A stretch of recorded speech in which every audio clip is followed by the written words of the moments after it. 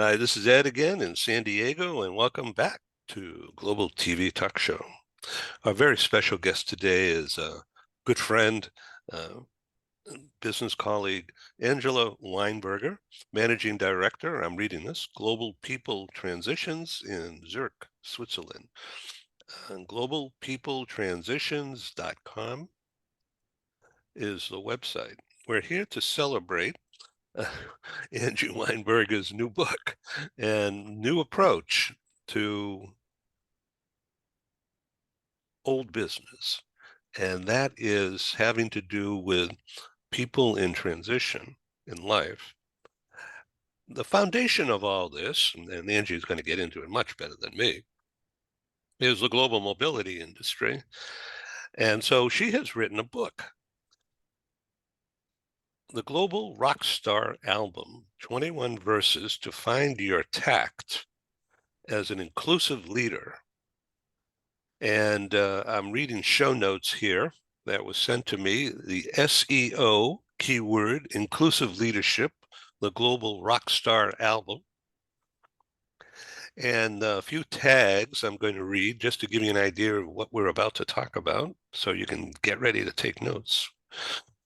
Leadership, inclusion, global mobility, expat life, career development, on a mission to bring the human touch back into global mobility, expat coaching, psychological safety. Now that is really a lot.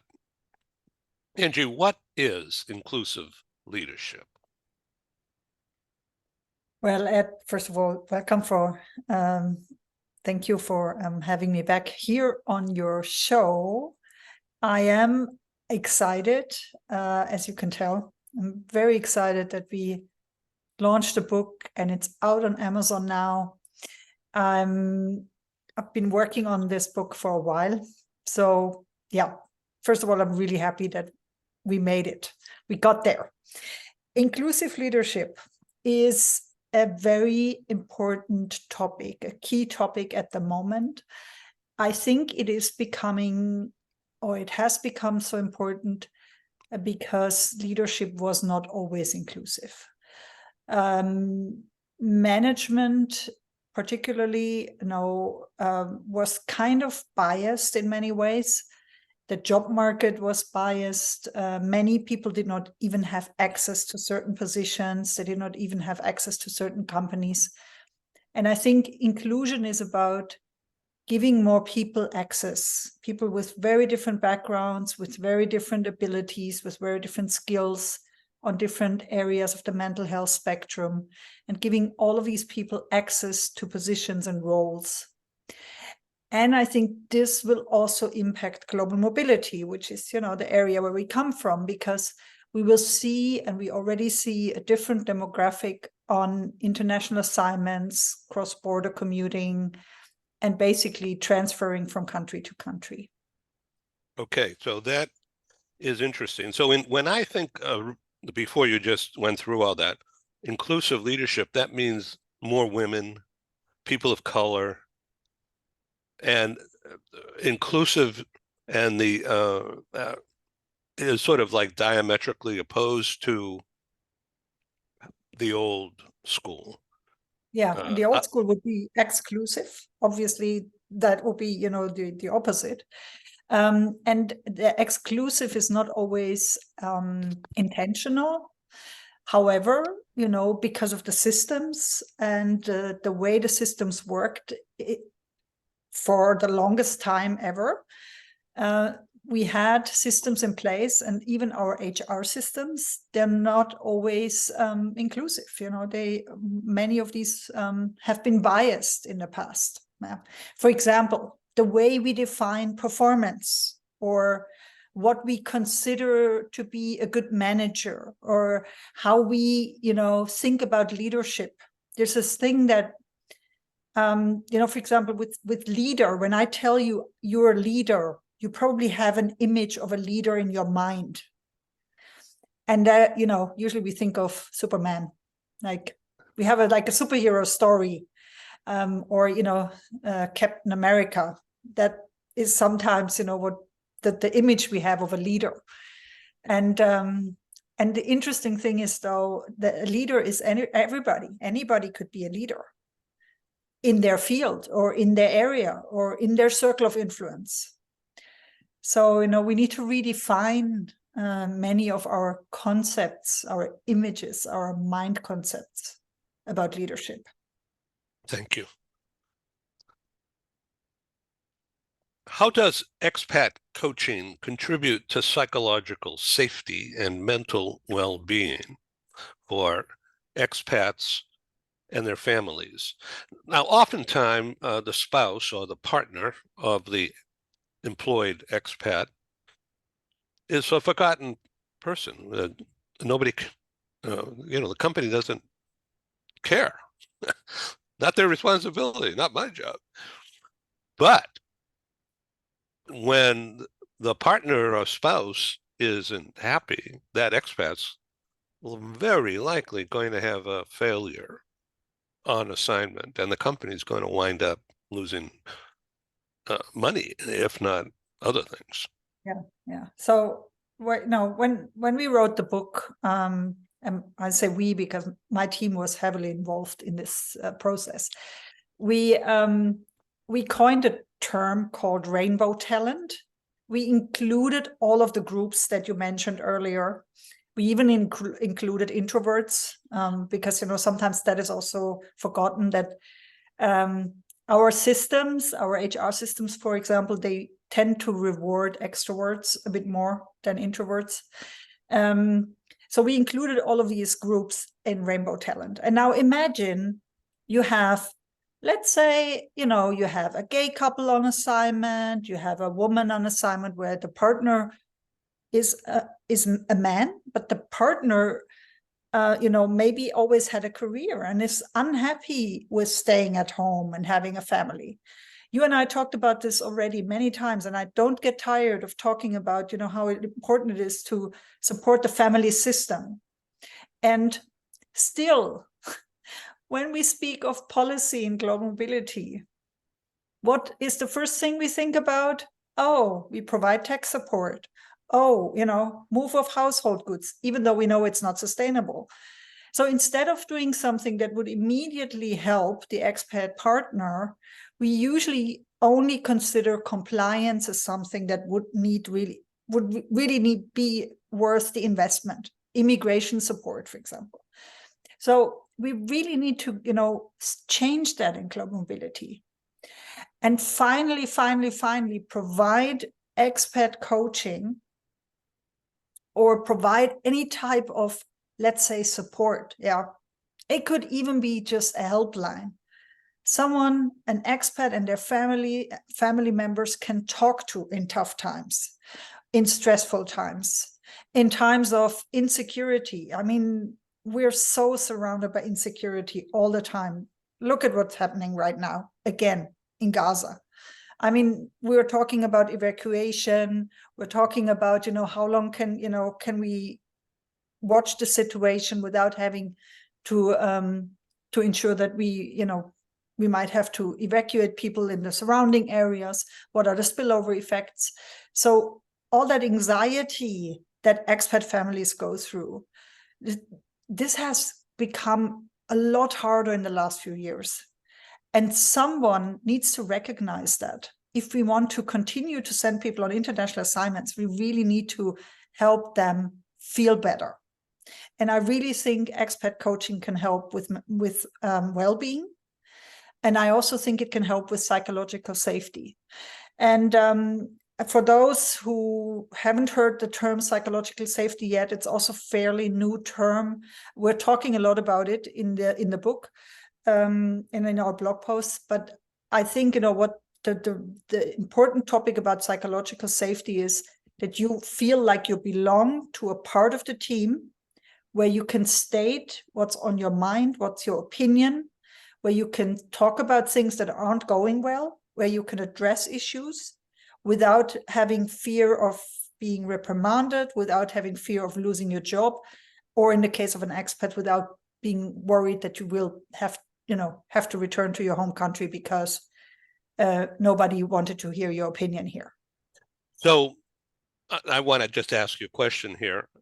What you're talking about is the facts, the truth of what goes on in life. As, and when we're talking about an expat assignment, everything is accentuated, it is then intensified because of the stresses that are possible. Not everybody has stress. Some people figure it out and brush it off or make it work, you know. They make applesauce when they just have apples. They do something creative. But not everybody has the patience or the skill or the happiness internally to experiment. They're pissed off or something, So is this the Holy No, Grail, or is there something else that's the Holy no, Grail? like let me just maybe say it in a different way, because I'm not sure if I came across correctly. Let's say, even if you do not have, let's say, a culture shock, you adjust well, you move to a country that you love, let's say you move to Switzerland, it is still, for your body and your mind, it is still a stressful experience, because you have a lot to learn. Yeah. So the psychological adjustment process of moving to another culture is just a stressful experience in itself. It doesn't necessarily have to be negative. It doesn't have to have a long-lasting negative effect, but it's stressful in itself. Moving somebody from one country to another is one of the top 10 stress experiences in life. Moving your family to another country. So, I think it's just a fact. However, there's another reason, why expat coaching would be helpful. Let's say, and this is honestly, Ed, it's a topic that frustrates me to hell. In the last 30 years that I work in this profession, we always discuss repatriation. We always talk about integrating talent management in global mobility, and global mobility in talent management, in succession planning. And still, we haven't found a good solution yet. And why is that? I think it's because of the way HR is organized, and because there's a lack of collaboration across silos. And I think that the only way we can solve this problem is by giving power to the expat, by telling the expat, you need to take care of your own career. And sometimes they would just need to have somebody to discuss their career with. And therefore, a coach would be really helpful to see, okay, now I've been in Singapore for 2 years. I'm not sure where my next step should take me. Should I go to New York or should I go to Malaysia? What would be the advantages? This is a role I've been offered. This is a role I've been offered. Oh, also, maybe I could check out the external market. I need someone who helps me here. So, this could also be a reason for offering this kind of coaching. And then you asked about the Holy Grail. I don't know if I ever talked to you about the Holy Grail before. Probably not. I talk a lot about the Holy Grail in the Global Mobility Academy and in my lectures. This is more like, like the tool, the ring that rules them all. And nobody has invented it yet. I mean, if you look at the global mobility technology landscape, everybody talks about that they have the best tool, and they have the assignment management tool that helps with managing the assignments, helps with managing the 20 different vendors we're dealing with. But every global mobility leader that I talk to mainly still works with an Excel sheet. So, we just haven't found that grail yet. Well, what I'm imagining is we're not that far away from it now anymore. There will be some platform that you can use, and the platform will help you manage the process finally, manage your vendors better, and take away some of that, let's say, transactional work that global mobility managers still deal with a lot these days. So, yes, go ahead. that will also improve the expat experience. Yeah.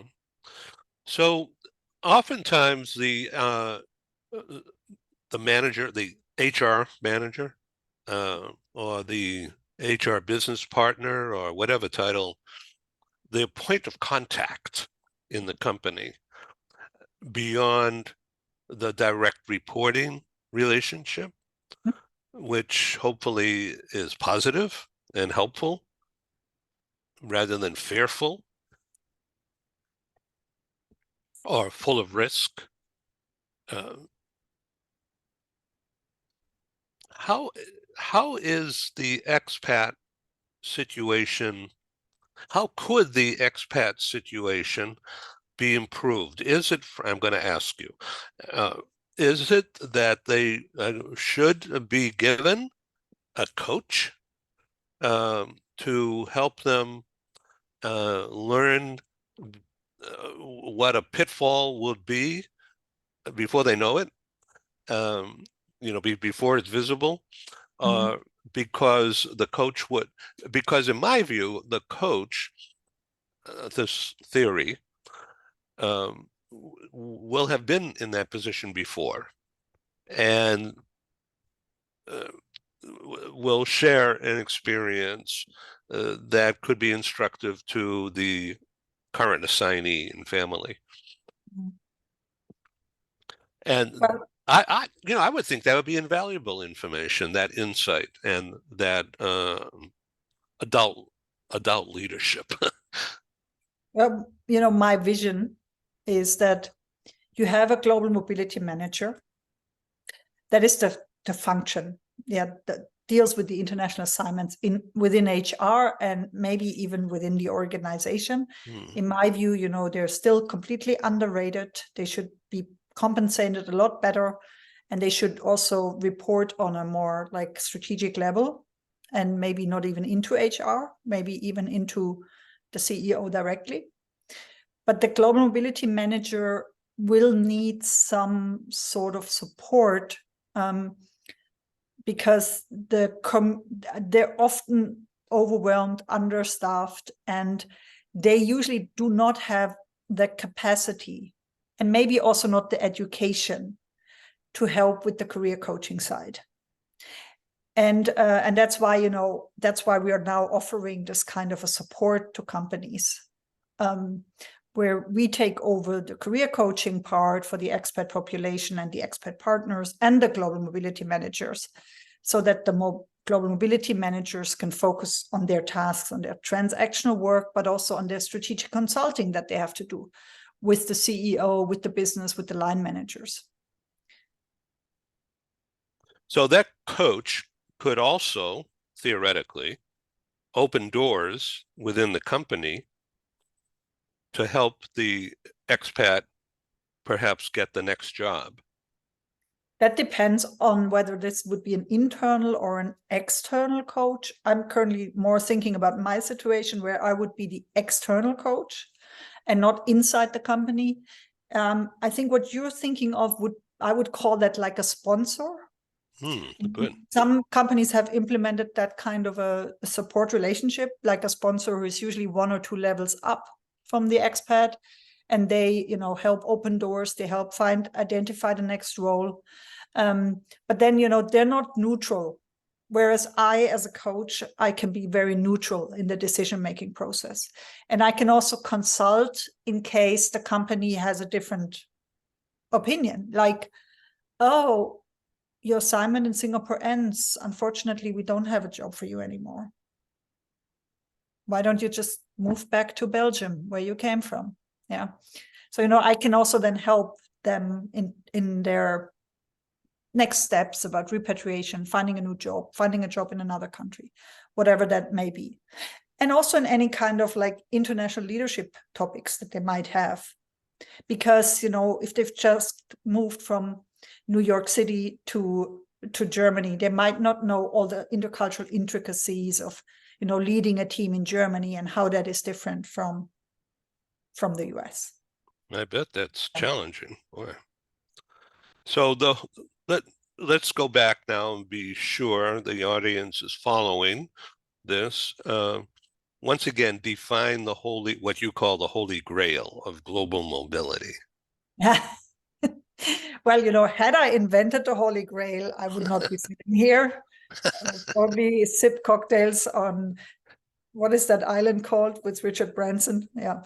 So no, the Holy Grail is really like a good platform system that helps the global mobility manager, with their assignment process, with their vendor management, and basically, combines everything in one system, and ideally would be linked to an HR system like Workday, so that they don't have to duplicate all of the data entries all the time, etc.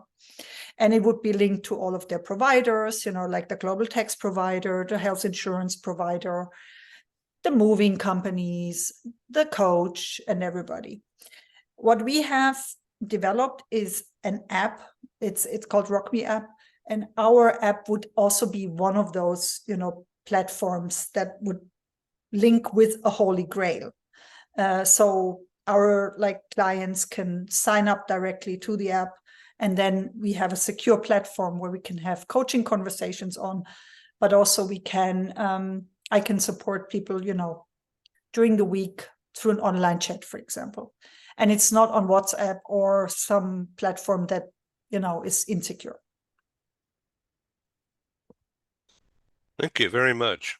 Okay, maybe it is a bit of a Holy Grail. Maybe it's just one of the rings that rules them all. So your mission is to bring the human touch back into global mobility, expat coaching, psychological safety. Human touch, meaning people who care. Yeah, and also, the issue that I saw in the last few years is, in global mobility, we have fragmented processes. People are dealing with so many people in the process because we have outsourced, we offshored. Many of the big providers, they have some service centers somewhere in the world. But what many expats miss and expat families miss is somebody they can actually talk to. Because let's imagine you have some issue going on. Like, for example, your partner is very unhappy because they cannot find a job in the host country. And, then you're looking for a therapist, or you're looking for somebody to support because, they're close to a depression. Normally, you would not go on Google to find that therapist. I mean, right? You go to you ask a friend or someone who's yeah. Right. But in your home country, that's what you would do. You would talk to somebody that that you trust. And I'm hoping that we can be sort of a trusted advisor. So if somebody ever has an issue, that they know, oh, there's somebody at Global People Transitions, and they will be here for me, and I can actually talk to a human being. I don't talk to a chatbot. I don't talk to AI. There is a human at the other end, and they have a big heart, and they will take care with a recommendation, and they will get back either with, a coach of the network or somebody that will help me. So as I have a lot of networks and I'm connected with a lot of people. So usually I tell people, if you need something, ask me, because I can probably give you the right person. I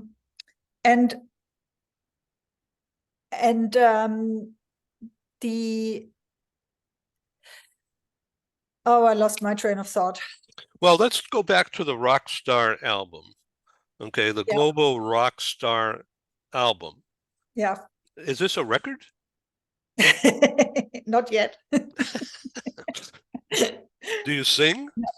I don't sing. I said maybe the next launch party, if I feel up to it, I will sing. But this time, this would have been too much excitement for me. I did a reading, and I read from the book, because the book is set up like a song. So it has 21 verses. It has an intro and an outro. It has a refrain in the middle. So after 7 verses, there's a refrain, and then there's another refrain. So it sounds a bit like a song. And we use a lot of comparison to bands and how, bands start playing together and then they vibe together and then they can improvise together. So we use the rock star as a metaphor for becoming a global leader. And we also, we have a tact. So I hope you know what a tact is, but No, I don't. Every verse has a tact. So every verse has a count of 8. So, if you dance, you would know that, because usually when we dance, we count on 8. So you do in also my books are always very action oriented, but this one is extremely action oriented. So in one verse, you have 5 action steps. So it's like 1, 2, 3, 4, 5. Then you have 2 repetitions, which is the homework. And then you have a pause, also for music, but also because I noticed that a lot of my clients, they forgot how to take pauses. So, they run from meeting to meeting online. One meeting follows the next. The whole day, they're on Zoom, they're on Teams. They don't get a break anymore.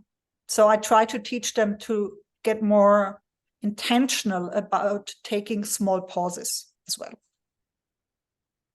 That's why every verse has that reminder to pause. This has really been interesting. I thank you for sharing all of this.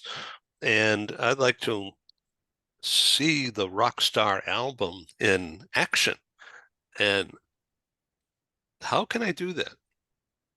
How can I see it in action? Yeah, so first of all, you could buy the book. It's available on Amazon as an ebook and as a print book, because a lot of the people who tested the book they told me they need it in print. They don't want to work on a Kindle version only. And then when you buy the book, we automatically give you free access to the Rock Me app with my online support. And that's a good way to get started. Thank you, Angie Weinberger, for being on Global TV Talk Show. I think you've whetted the appetite, not only in me, but the audience out there in global TV land. Amazing. Can I say one more thing? Yeah. Yeah, so just because it's the time of the year, October, where, we take the applications for the Global Mobility Master course in the Erasmus University in Rotterdam, I just wanted to remind everyone who's listening to the call that if you want to become a great global mobility manager, please join us. And if anybody wants to talk to me about the course, I'm happy to have content discussion on the course, because it's the greatest master course in Europe, and I think even, in the rest of the world. So just a little pitch. Yeah, you got it. Okay, so Angie Weinberger.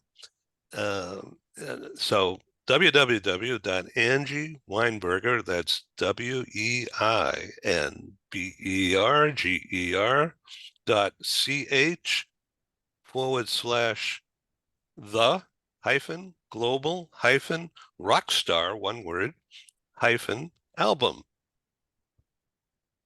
Yeah, Voila. and if you enter Rockstar and Weinberger in Amazon, you find it as well. It's really easy to find. Okay, audience, thank you for tuning in to Global TV Talk Show. And you are such a good teacher, Angie, and so easy to listen to. We talked about some really heavy-duty things here, but you're the go-to, and I wish you well. Thank you so much, Ed. Thank you for having me. Pleasure. Thank you. Take care. You too. Bye. Thanks.